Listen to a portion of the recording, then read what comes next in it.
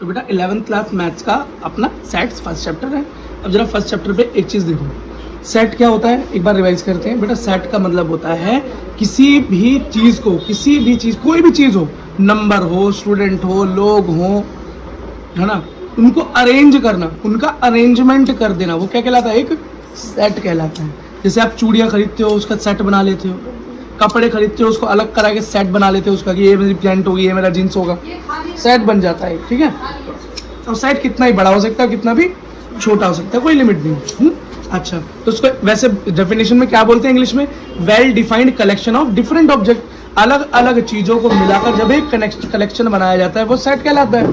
ठीक, अच्छा बेटा, सेट को हमेशा कैपिटल लेटर से रिप्रेजेंट करते हैं। कोई भी कैपिटल लेटर हो, ए हो, बी हो, सी हो, जो तुम्हारा मन करे, लेकिन कैपिटल लेटर से ही रिप्रेजेंट। ठीक, अगली चीज देखो, सेट के अंदर जो भी चीजें आप अरेंज कर रहे हो, जो भी चीजें अपने अंदर लगाई हैं, तो उनको कोमा लगाकर लिखते हैं, स्मॉल लेटर्स में लिखते हैं। दूसरी बात, उनको हम कहते हैं एलिमेंट्स। क्या कहते हैं? एलिमेंट्स होते हैं। उस ग्रुप के क्या है ये? एलिमेंट। उस सेट के क्या है ये? एलिमेंट्स है। ठीक, अच्छा, अब ये देखो क्या हो गया। अब मैंने तो अभी बताया था कि सिर्फ छोटे ए और बी और सी के रूप में लिखते हैं, लेकिन यहाँ तो ए और बी बड़ा भी दिखाई दे रहा है। तो आप बोलोगे भैया ये क्या हुआ, यहाँ तो बात गलत हो गई। बेटा यहाँ पर ये कुछ और कहना चाह रहा है। ये कहना चाह रहा है कि सी एक ऐसा सेट है जिसके अंदर दो और सेट है, ए और बी। तो हम इसे खोल के लिखें, मान लो ए मेरा सेट है जिसके अंदर एलिमेंट है ए, बी और सी, और बी मेरा सेट है जिसके अंदर एलिमेंट है 1 और 2। ठीक, तो अगर मैंने लिख दिया C is the set of A and B, मतलब कैपिटल ए एंड बी, तो हम समझेंगे यहाँ कैपिटल लिखा है, इसका मतलब कोई बड़ा सेट ए है, कोई सेट बी है, उन दोनों का जो सेट बना है वो सी है। तो देखो जब मैंने खोल के लिखा तो एलिमेंट आ गए ना, समझ में आ गया। अच्छा, एक चीज देखो बेटा, सेट की बाउंड्रीज हमेशा ब्रास ब्रैकेट से बनाते हैं, इसको ब्रास ब्रैकेट बोलते हैं। क्या बोलते हैं बेटा? Brace bracket. यही तरीका है सेट्स को लिखने का।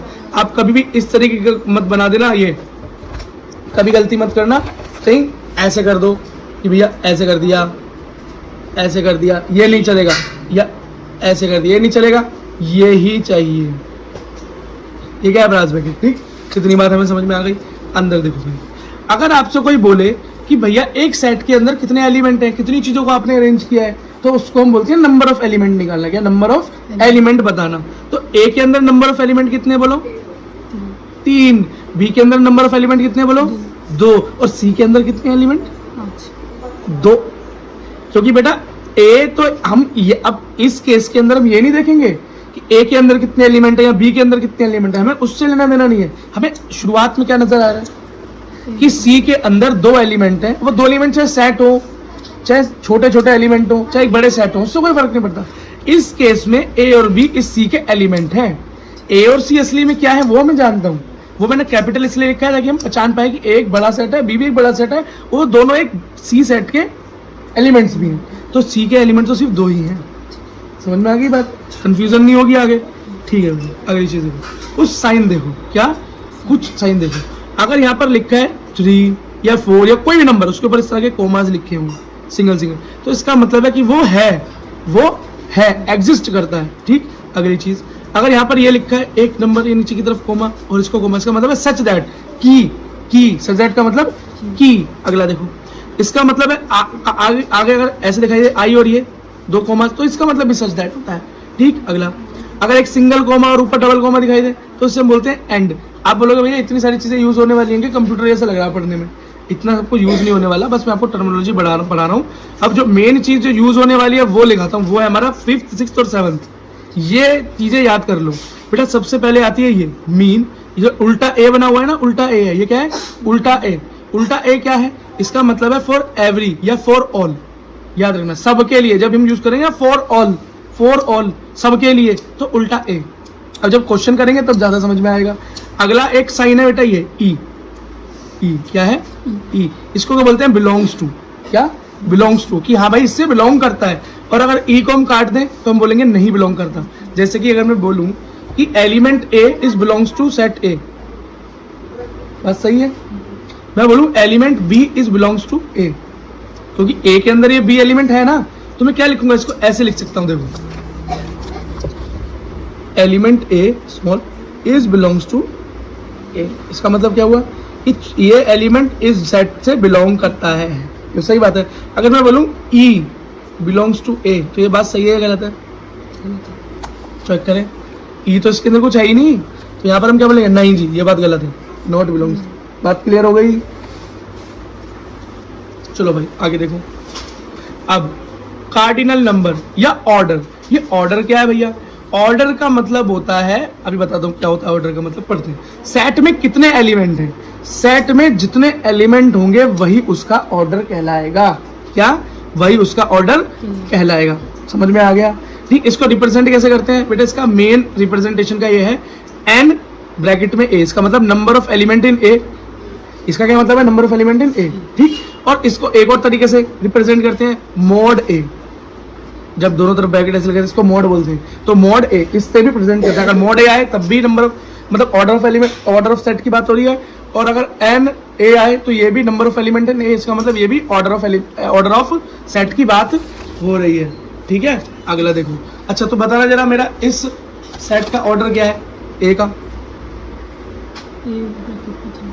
3, वेरी गुड। ठीक है, अगला देखो बेटा, सेट कितने तरीके के होते हैं? सेट कितने तरीके के होते हैं ये समझना है हमें बेटा, बहुत आसान है, आराम से समझो। देखो, पहला सेट होता है एम्प्टी सेट या नल सेट या वॉइड सेट। इसका क्या मतलब हुआ भाई? तीनों लिखे आए, अलग अलग आए, एक बार आए, एक ही बात है। इसका मतलब है नल एम्प्टी, मतलब ऐसा सेट जो बन ही नहीं सकता, जिसके अंदर कोई एलिमेंट है ही नहीं, उसको हम देखो सेट की बाउंड्री से पर अंदर क्या है? कुछ नहीं, तो इसे हम बोलते हैं फाई। क्या बोलते हैं? 0 बनाते हैं और ऐसे उसमें लाइन डाल देते हैं, इसको बोलते हैं फाई। जहां पर ये बना आ जाए इसको नल सेट, 0 सेट मानेंगे या एम्प्टी सेट मानेंगे। ठीक, कहीं ये बना आ जाए तो हम ये मानेंगे, और अगर हमें कहीं रिप्रेजेंट करना होगा, हम इतना लंबा नहीं लिखना चाहते, तो खाली हम इसे बना देंगे, इसे फाई बोलते हैं। और बस जो भी देखने वाला है, टीचर जो होंगे वो समझ जाएंगे कि ये बेटा नल सेट की बात हो रही है। किसकी बात हो रही है? या 0 सेट की। अगला फाइनाइट सेट। बेटा फाइनाइट का मतलब क्या होता है? एक होता है इनफाइनाइट। इनफाइनाइट मतलब जिसका एंड नहीं पता, हमें पता नहीं कहाँ तक जाएगा, तो उसी का उल्टा क्या हो गया? फाइनाइट, जिसे काउंट किया जा सके। तो जिस सेट के एलिमेंट काउंट किए जा सके वो एक फाइनाइट सेट कहलाता है। ठीक, अगला इनफाइनाइट सेट क्या है भाई? जिसके एलिमेंट ना काउंट किया जा सके, सीधी सी बात हो गई। जैसे कि set of all natural number, सारे नेचुरल नंबर का एक सेट है, तो क्या आप उसका एलिमेंट गिन सकते हो कभी? भाई ये नेचुरल नंबर 1 से शुरू होता है और पता नहीं कहाँ तक चलता ही रहेगा वो, तो अब उसका सेट बोल दिया, भगवान ने बोला एक सेट है, बताओ इसमें कितने एलिमेंट है? जिंदगी बीत जाएगी, काउंट ही नहीं कर पाओगे टोटल एलिमेंट क्या है। तो वो कैसा सेट हो गया मेरा? एक इनफाइनाइट सेट। ठीक, फिर है सिंगल टन सेट। क्या है बेटा? Singleton set. देखो नाम से बोल रहा है सिंगल, क्या? जिसके अंदर एक सिंगल एलिमेंट हो। कितना? एक सिंगल एलिमेंट हो, वो क्या कहलाएगा? सिंगल टन सेट कहलाएगा। बात समझ में आ गई होगी? चलो बेटा आगे चलते हैं। अब हम पढ़ने वाले हैं यहाँ पर इक्विवेलेंस क्या सेट? Equivalent set. बेटा इक्विवेलेंस का मतलब है इक्वल सेट। क्या है? जो सेट आपस में, मान लो दो किसी सेटों की बात हो रही है, अगर दो सेट आपस में इक्वल हैं, बराबर हैं, तो हम उन्हें इक्विवेलेंट सेट बोलेंगे। अब बोलोगे भैया पता कैसे चलेगा कि बराबर है? क्या देखने में एक जैसे होंगे? क्या एलिमेंट एक जैसे होंगे? तो मैं बोलूंगा नहीं, बस बेटा नंबर ऑफ एलिमेंट दोनों के सेम होंगे। यहाँ पर ए है, ये बी सेट है। ए सेट के अंदर एलिमेंट क्या है? स्मॉल ए स्मॉल बी, और बी के अंदर क्या है? क्यू और 2, ये इसके एलिमेंट है। हमें फर्क नहीं पड़ता उसके पास क्या एलिमेंट है।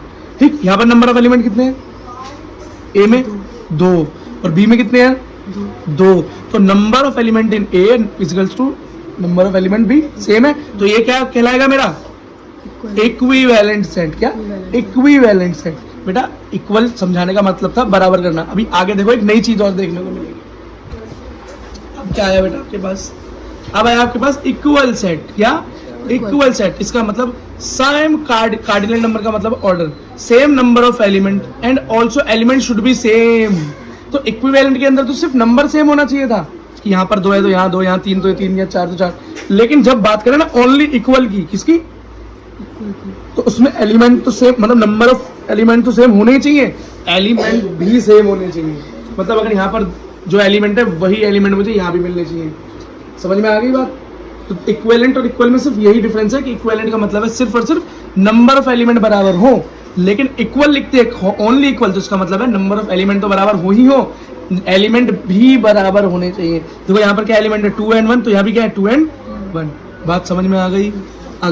अगला है बेटा सब सेट। क्या?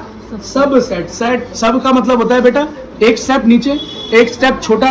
ठीक है, तो सेट का जो छोटा फॉर्म है उसे क्या बोलेंगे? सब सेट बोलेंगे। बेटा सब सेट को लिखने का तरीका क्या है?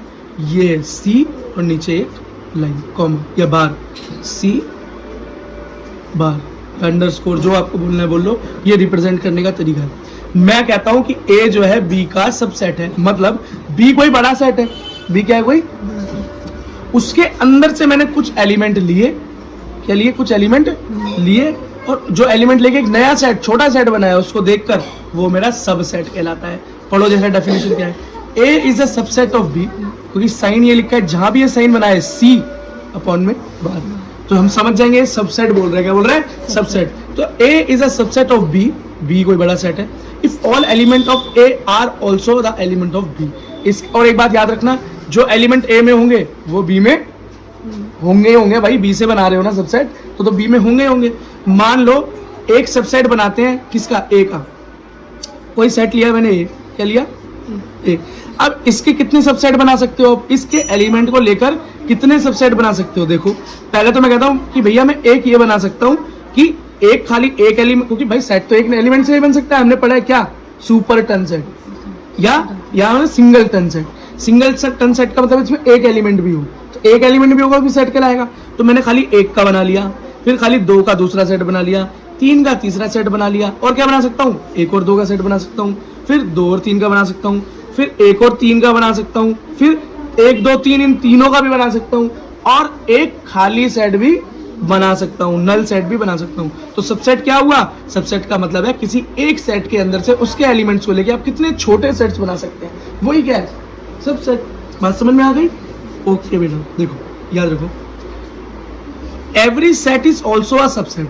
बेटा कोई भी सेट हो वो भी एक सबसेट है, क्यों, देखो ना, एक 1 2 3 सेट था, तो इसका सबसेट भी 1 2 3 में बना सकता हूँ, याद रखना इस बात, ठीक। अगला, every set itself also a subset of itself. इसका मतलब जो भी एक सेट है वो खुद का सबसेट भी है, दिखा रहा है ना, 1 2 3 1 2 3।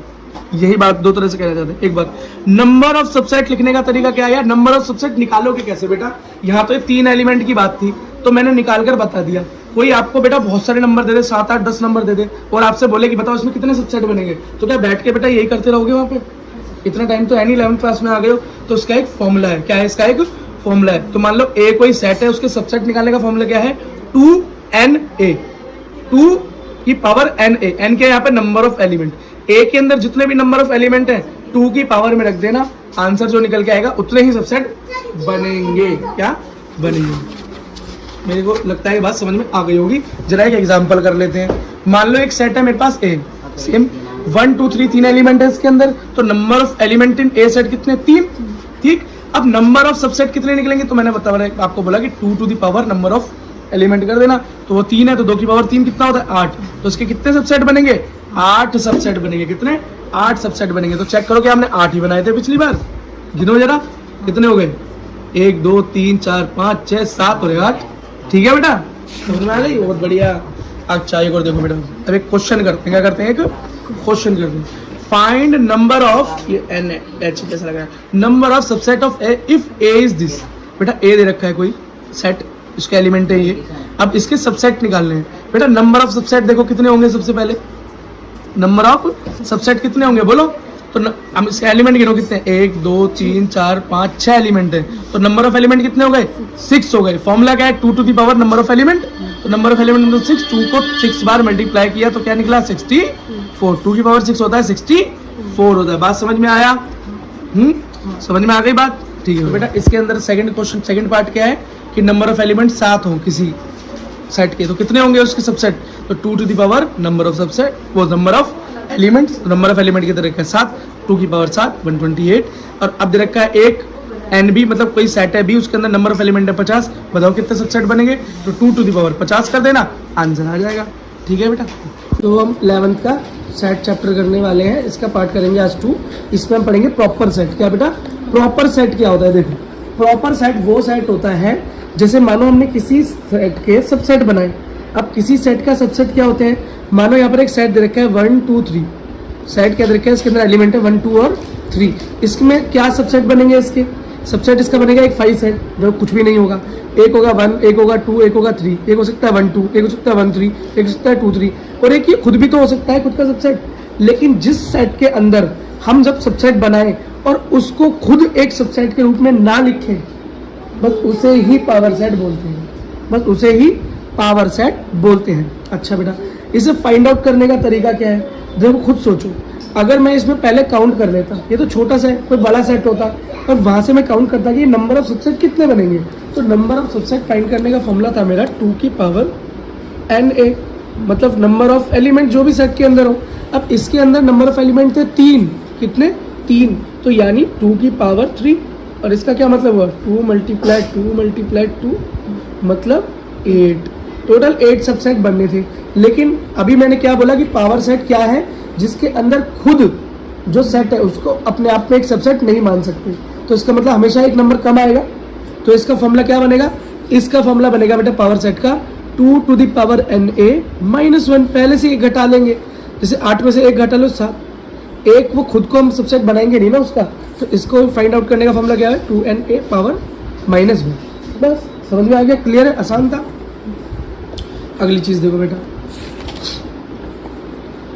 एक अब अगली चीज हमें देखनी है बेटा। अभी हमने क्या देखा, एक प्रॉपर सेट देखा, क्या देखा, लेकिन अब हम देखेंगे एक पावर सेट। क्या देखेंगे, पावर सेट। अभी पावर सेट क्या है, ये भी बहुत आसान है बेटा। देखो सबसे पहले मानो मैं कि एक सेट मुझे दिया हुआ है 1 और 2 एलिमेंट है इसमें। बताओ बेटा इसके कितने सबसेट बनेंगे, 2 टू द पावर na। तो 2 एलिमेंट है इसके अंदर, नंबर ऑफ एलिमेंट कितने बेटा इसमें 2, यहाँ पुट कर दो 2 टू द पावर 2, इसका मतलब 2 × 2 मतलब कितना हो गया, 4 सबसेट बनेंगे। चलो बनाकर देख लेते हैं। पहला सबसेट क्या बनेगा इसका, एक तो नल सेट बनेगा, 5 सेट बनेगा, 0 सेट बनेगा, जो मर्जी बोल लो। एक बनेगा ओनली 1 का, एक बनेगा ओनली 2 का, ठीक है। और एक क्या बनेगा, ये अपना खुद। 1 2 3 4 बन गए टोटल सबसेट। अगर इन सबसेट्स का ही एक सेट बना दिया जाए, इन सबसेट्स का ही एक सेट बना दिया जाए, उसे पावर सेट बोलेंगे। देखो जैसे कि एक इन सबसेट्स का ही एक सेट बना दिया जाए, जैसे लो मैंने एक पावर सेट बनाया तो उसको लिखूंगा P ऑफ A। P मतलब पावर सेट, A मतलब A का पावर सेट। तो इसके सारे सबसेट्स को मैं ब्रास ब्रैकेट के अंदर डाल दूंगा। तो पहला एलिमेंट क्या है मेरा, 0 सेट, नल सेट, या इसकी जगह मैं चाहूँ तो ये भी लिख सकता हूँ 5, कॉमा अगला क्या है 1, कॉमा, मतलब इसमें मैं क्या कर रहा हूँ, सबसेट्स को ही एलिमेंट्स की तरह ट्रीट कर रहा हूँ। 1 और 2 ब्रैकेट बंद। ये मेरा क्या बन गया, एक पावर सेट बन गया। इजी है, समझ में आ गया, चलो वेरी गुड बेटा, समझ में आ गया तो। अच्छा एक चीज देखो बेटा, number of element in PA, number of subset of A। अब पावर, हाँ, अब बेटा कोई ये पूछे कि किसी के पावर सेट में कितने एलिमेंट होंगे, जरा दिमाग लगाओ बेटा। आप एक बात बताओ, इस पावर सेट के अंदर एलिमेंट जो है वो कौन है, वो सबसेट ही तो है। जो इस A सेट के सबसेट थे वही तो इस पावर सेट के एलिमेंट है। तो कोई अगर पूछे कि पावर सेट में कितने एलिमेंट होंगे, तो आप क्या बोलोगे कि जितने उस सेट के सबसेट होंगे। तो number is subset is equal to number of element in power set. Easy है बात, समझ में आ गई, ठीक है। तो बेटा अब हमें पढ़ना है ऑपरेशन बिटवीन सेट्स। ऑपरेशन का मतलब है जुड़ना, घटना, मिल जाना, ये सब पढ़ने वाले हैं। तो पहला जो पार्ट है हमारा वो है यूनियन ऑफ सेट। यूनियन का मतलब होता है जुड़ जाना, कंबाइंड हो जाना, जुड़ जाना, क्या प्लस हो जाना। तो जहाँ पर भी यूनियन की बात होगी, मानो कोई सेट है A और दूसरा सेट है B, तो जहाँ भी यूनियन की बात होगी, उन दोनों को जोड़ने की बात होगी, तो बीच में हमें इस U का साइन देखने को मिलेगा। किसका, U का साइन देखने को मिलेगा। जहाँ भी ये U का साइन मिले आप समझना ये प्लस है। क्या है, प्लस है। मानो आपका कोई एक सेट है A और B, उसमें एलिमेंट है A में 1 2 3 4 और B में एलिमेंट है 3 5 7। अब आपको बोला कि इसका यूनियन करो, इसे जोड़ो। क्या करो, जोड़ो। तो जब आप इसका यूनियन करेंगे तो A यूनियन B इस तरीके से लिखेंगे, बराबर सेट की बाउंड्री ब्रास ब्रैकेट डालेंगे। अब सबसे पहले आप एलिमेंट लिखेंगे 1 2 3 4 और फिर किसके एलिमेंट लिखेंगे, और फिर बेटा कॉमा डाल के 3 5 7 लिखेंगे। लेकिन एक चीज याद रखना, जो बेटा डिफरेंट एलिमेंट्स हैं दोनों की, जो अलग अलग हैं, वो तो लिख दो आराम से, लेकिन जो कॉमन एलिमेंट्स है जैसे कि 3, इसको एक ही बार लिखेंगे, दो बार नहीं लिखेंगे।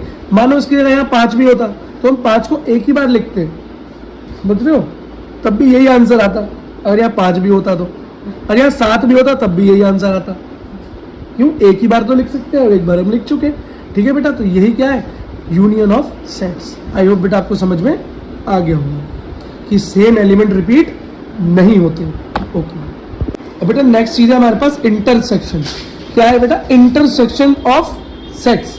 अब इंटरसेक्शन का मतलब क्या है बेटा? इंटरसेक्शन यूनियन का ठीक उल्टा है। यूनियन के अंदर हम कॉमन एलिमेंट्स को मना कर देते थे। जैसे कि बेटा यूनियन में हमने क्या देखा कि ए और बी का जब मैंने यूनियन किया तो इन दोनों एलिमेंट्स, दोनों के सेट्स के एलिमेंट्स को एक साथ लिखा, लेकिन जो दोनों के कॉमन एलिमेंट्स है एक ही बार लिखा, उसे रिपीट ही नहीं किया।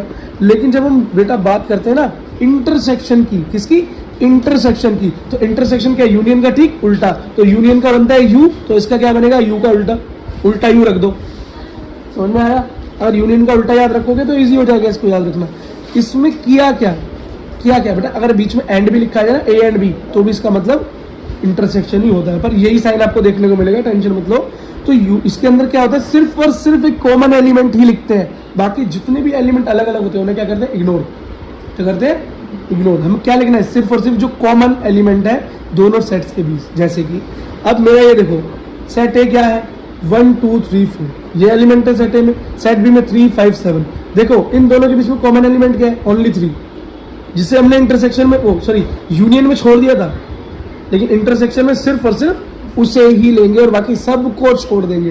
ए और बी का इंटरसेक्शन क्या बना? ब्रास ब्रैकेट के अंदर ओनली 3। आई थिंक समझ में आ गया होगा। अब अगली चीज हमको क्या पढ़नी है? डिफरेंस। डिफरेंस का मतलब घटाना। बेटा घटाना मतलब दो सेट्स को आपस में काटना, ठीक है, या माइनस करना, सब्ट्रैक्शन करना। तो a माइनस बी, ठीक, इसका फॉर्मूला क्या होगा बेटा? इसे कैसे करते हैं? इसे ऐसे करते हैं कि जो भी दो सेट आपको दे रखे हैं सबसे पहले तो उनका इंटरसेक्शन करो। क्या करो? और a माइनस बी बोला है ना, तो जो पहले वाला सेट है उस इंटरसेक्शन में से उसे माइनस करो। तो a माइनस बी का क्या निकलेगा? a माइनस बी का क्या निकलेगा? a minus a intersection b। और अगर b हो जाए, b माइनस a हो जाए, तो इस केस में क्या होगा? b minus a intersection b। ठीक है, एग्जाम्पल देखते हैं, ज्यादा आसानी से हो पाएगा। देखो बेटा, सेट ए क्या दे रखा है? 1 2 3 4। सेट बी का दे रखा है 3 5 7। ठीक, इन दोनों का सबसे पहले इंटरसेक्शन निकाल लो, क्योंकि a माइनस बी करना हो चाहे b माइनस a करना हो, इंटरसेक्शन तो निकालना ही है। इंटरसेक्शन क्या होता है? दोनों सेट्स के बीच में एक कॉमन नंबर, कॉमन एलिमेंट। तो बेटा a में और b में कॉमन एलिमेंट क्या है? तो a और b के अंदर कॉमन एलिमेंट ओनली 3 है, ओनली 3। अब a माइनस बी के केस में क्या करेंगे? a minus a intersection b। तो a minus a intersection b क्या है? 3, और a क्या है? देखो 1 2 3 4। अब a में से 3 को घटा देना, जो 3 है, तो क्या बचेगा? 1 2 4, 3 हट जाएगा। तो आंसर क्या है? a minus B 1 2 3 4। और b माइनस a करेंगे तो b minus a intersection b वही आपका 3, ठीक है। और b माइनस, और b क्या है आपका? 3 5 7। तो 3 5 7 में से 3 नहीं रहेगा, 5 और 7। तो आंसर क्या है आपका? 5 और 7 है। याद रखना बेटा, a माइनस बी कभी भी b माइनस a के इक्वल नहीं होगा। क्या नहीं होगा? अब बेटा एक और चीज सीखो, डिसजॉइंट सेट। क्या बेटा? Disjoint set. अब ये डिसजॉइंट सेट का क्या मतलब है बेटा? कोई ऐसा सेट जिसके अंदर इंटरसेक्शन करने पर कुछ भी कॉमन ना आए, कुछ भी कॉमन ना आए। कोई भी एक एग्जांपल ले लो, कितना आसान हो जाएगा बात है। मान लो कोई ये है सेट, नंबर है 1 and 2। कोई बी सेट है, नंबर है 3 and 4। अब इन दोनों का बेटा जरा यूनियन करो, a union b, a plus b, या a यूनियन b। क्या आएगा बोलो? a यूनियन b 1 2 3 और 4। अगर बेटा अब इनका इंटरसेक्शन कर दे, a इंटरसेक्शन b, मतलब कॉमन एलिमेंट लिखते हैं। अच्छा एक बात बताओ, इसमें और इसमें एक भी कॉमन एलिमेंट है ही नहीं दोनों के बीच में, तो ये क्या होगा? एक नल सेट, एक फाई सेट होगा। और जब बेटा कॉमन कुछ ना आए, फाई आए, 0 आए, उसी को हम एक डिसजॉइंट सेट बोलते हैं। कैसा? डिसजॉइंट सेट बोलते हैं। देखो बेटा, ये है सिमेट्री या symmetric difference of two sets.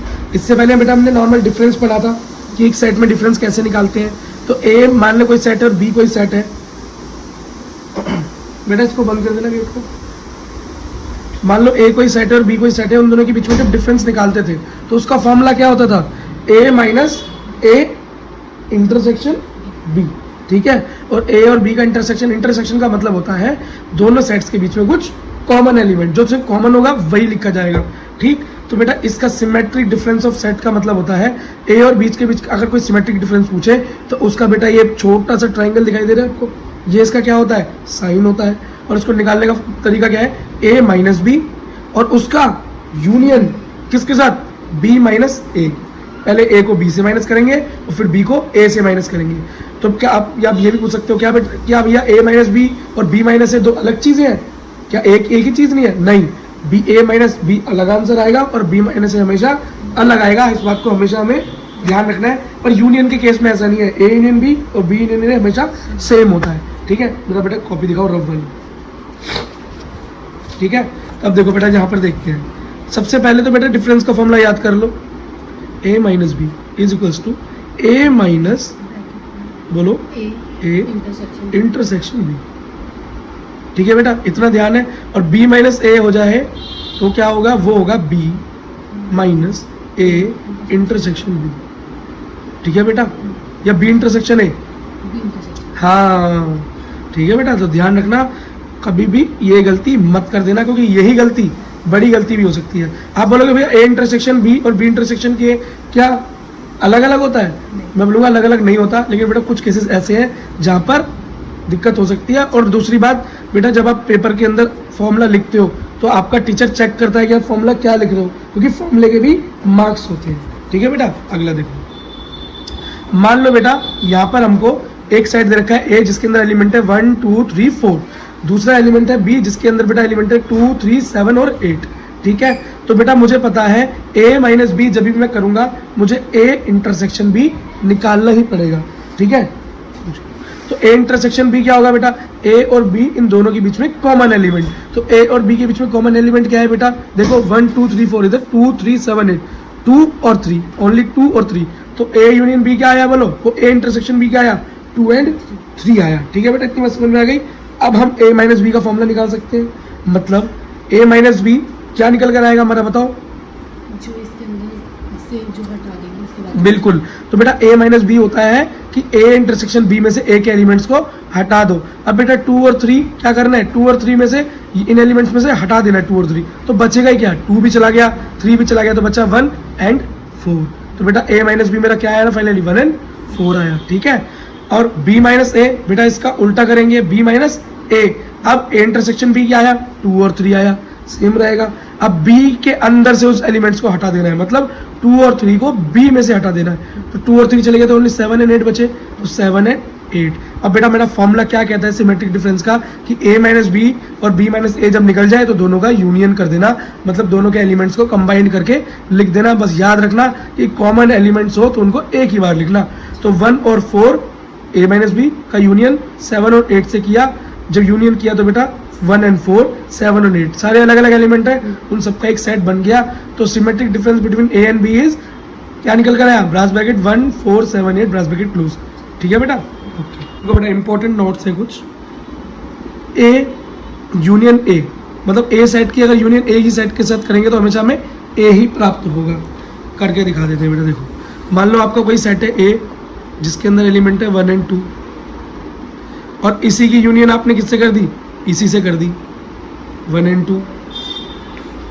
Union का मतलब क्या होता है, कॉमन नंबर कॉमन एलिमेंट्स को एक बार लिख दो, अलग अलग हो दोनों भी लिख दो।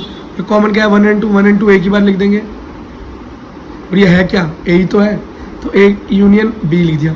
ए यूनियन ए हमेशा क्या निकल कर आता है, ए ही निकल कर आता है। कुछ भी सेम सेट्स के बीच में रिलेशन कर दें यूनियन ए वही आएगा। अगर इनके बीच में इंटरसेक्शन कर दें, इससे पहले एक और केस देखते हैं, अगर ए का यूनियन कर दे 5 से, मतलब नल सेट से। अब यही मेरा ए है, इसका यूनियन मैंने कर दिया नल सेट से, जहां पर क्या एलिमेंट कोई है ही नहीं, 0 भी नहीं, कुछ भी नहीं है, 5 है, कुछ भी नहीं है, खाली पड़ा हुआ है। तो बेटा क्या निकल कर आएगा, कॉमन चीजें क्या है इन दोनों के बीच में, कुछ भी नहीं, ए का ए निकल कर आएगा, 5 क्या निकल कर आया, ए ही आ गया, खत्म। अगर बेटा ए का इंटरसेक्शन ए के साथ कर दे तो ए ही आएगा। देखो बेटा इंटरसेक्शन का मतलब ही क्या होता है, इंटरसेक्शन का मतलब होता है बेटा common element, common element, only common element को लिख दो, यही होता है इंटरसेक्शन। और मेरा ए क्या है 1 and 2, और दूसरा ए क्या है 1 and 2, और इन दोनों के बीच में कॉमन क्या है 1 and 2, तो क्या निकल कर आया, जो कि ए ही है। बात समझ में आ गई। अगला देखो बेटा, ए यूनियन ए का इंटरसेक्शन अगर 5 से करूं तो 5 निकल कर आएगा। अब देखो ए यूनियन बी करूं चाहे बी यूनियन ए करूं, हमेशा बराबर होते हैं, कोई दिक्कत नहीं। ए का इंटरसेक्शन बी करूं या बी का इंटरसेक्शन ए करूं, हमेशा बराबर होते हैं। अभी बेटा इससे पहले हम सीख करके आए थे कि ए का सिमेट्रिक डिफरेंस बी के साथ, हमेशा बी के सिमेट्रिक डिफरेंस ए के साथ होगा, लेकिन ए माइनस बी कभी भी बी माइनस ए नहीं होगा, नहीं होगा। सुपर सेट क्या होता है ये समझो। मानो कोई ए सेट है मेरा और वो बी सेट का क्या है, सबसेट है। सबसेट क्या होता है बेटा कि एक बड़े सेट के अंदर से आपने एक छोटा सेट बना लिया, एक बड़े सेट से आपने क्या बना लिया, एक छोटा सेट बना लिया। तो बेटा जो बड़ा सेट होता है इस केस में उसको हम सुपर सेट बोल देते हैं। क्या बोल देते हैं, हाँ समझ में आया। और जिसको सबसेट नहीं पता बेटा वो पुरानी वीडियो देखे, नहीं तो देखो। अगर मान लो ए कोई मेरा सेट है जिसके अंदर एलिमेंट है 1 2 3 और 5, अब इसके अंदर से मैंने एक सबसेट बनाया, मान लो ओड नंबर्स का सबसेट बना लिया 1 3 5, तो क्या ये ओ मेरा सबसेट है, किसमें, ए का सबसेट हुआ ना। तो ए मेरा क्या है, बड़ा है, बी ओ क्या है मेरा छोटा है, सबसेट है, तो ए मेरा इस केस में सुपर सेट कहलाएगा। बस बेटा ऐसा कोई स्पेशल केस नहीं है, बस एक नामकरण है जो मैंने बता दिया। अगली चीज़ है यूनिवर्सल सेट। भाई यूनिवर्सल सेट का मतलब होता है super set, all sets are given in the question, always given in the question, represent by capital U. बेटा यूनिवर्सल सेट को कैपिटल यू से डिनोट करेंगे। यूनिवर्सल सेट का मतलब होता है कि बस सबसे बड़ा सेट, सबसे बड़ा सेट जिसके अंदर से सब कुछ बन सकता है, जिसके अंदर से दूसरे और कितने भी सेट्स बनाए जा सकते हैं, वो यूनिवर्सल सेट है बस। ठीक है, हो गया। तो बेटा अभी हमें पढ़ना है कॉम्प्लीमेंट। क्या, कॉम्प्लीमेंट ऑफ सेट। बेटा बहुत आसान है, देखो मान लो कोई मेरा एक सेट है ए, और कॉम्प्लीमेंट दिखाने के लिए बेटा क्या करते हैं, किसी भी सेट के ऊपर एक छोटा सा ये डॉट डाल देते हैं ऊपर की तरफ, इन्वर्टेड कोमा टाइप, देख रहे हो, ऊपर ए के ऊपर लगा दिया, तो मतलब ए का कॉम्प्लीमेंट निकाल रहे हैं। बेटा क्या होता है, इसका जो भी यूनिवर्सल सेट होगा, इसका जो भी यूनिवर्सल सेट होगा, ठीक है। मान लो मेरे पास एक यूनिवर्सल सेट गिवन है, देखो मेरे को पहले किसी ने बोल रखा है भैया एक यूनिवर्सल सेट दे रहा हूँ मैं तुम्हें क्वेश्चन में, क्या है वो, कैपिटल यू 2 7 9 11 पाई 3 4, उसके अंदर से बोला एक सेट है ए, क्या है ए, वो है पाई एन 7, ठीक। इसने बोला इस ए का कॉम्प्लीमेंट निकालो, क्या निकालो बेटा, कुछ नहीं करना, इस यूनिवर्सल सेट में से ए को माइनस कर देना, जो निकल कर आएगा वही ए का कॉम्प्लीमेंट होगा। बस देखो बेटा, अब ए क्या था 7 और पाई, अब 7 और पाई उड़ा दो, 7 यहाँ से उड़ा दो, पाई उड़ा दो, क्या बचा 2 9 11 3 4, यही आंसर है, बात करूँ यही है बेटा कॉम्प्लीमेंट ऑफ सेट्स।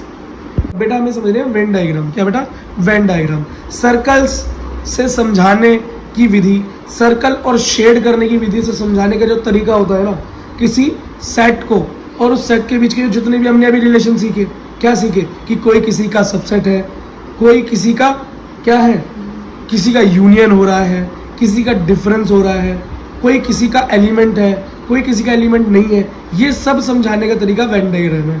तो आप क्वेश्चन को सॉल्व करने के बाद या क्वेश्चन को समझकर एक डायग्राम बनाकर भी उसका रिप्रेजेंटेशन कर सकते हैं, यही वेन डायग्राम कहलाता है। ठीक, देखो बेटा समझ लो, यूनिवर्सल सेट, यूनिवर्सल सेट क्या होता है बेटा, जिससे सारे और सेट बनते हैं, जिस सेट से सारे और सेट बनते हैं। मान लो real number 10 universal set for all the numbers, ठीक। अब यूनिवर्सल सेट का रिप्रेजेंटेशन कैसे होता है बेटा, एक डब्बा बना दो,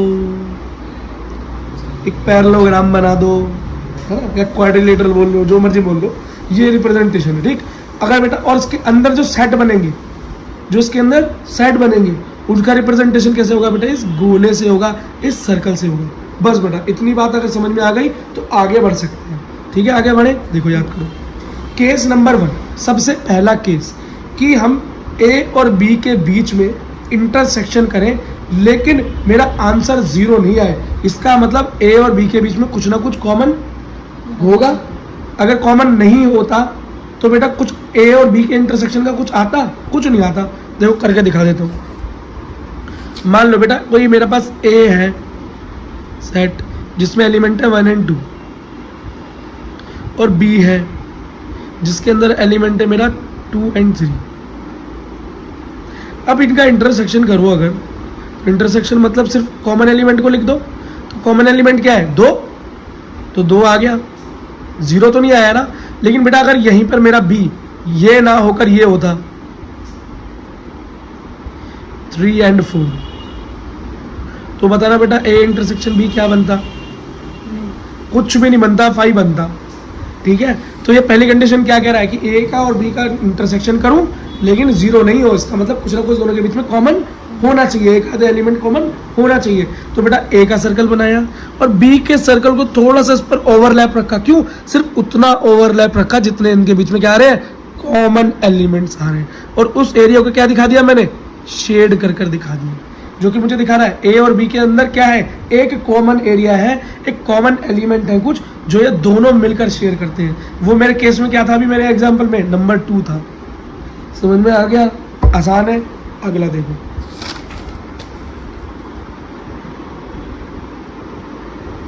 अब बेटा अगला केस है ओनली ए, मतलब सिर्फ ए की बात हो रही है। और ये केस कब हो सकता है, जब a माइनस बी कर दूं, मतलब a के एलिमेंट्स को b में से हटा दूं, a के एलिमेंट्स को b में से हटा दूं, तो ये केस बनेगा ओनली a में, सिर्फ a के ऊपर शेड आएगा और b का एरिया खाली रह जाएगा।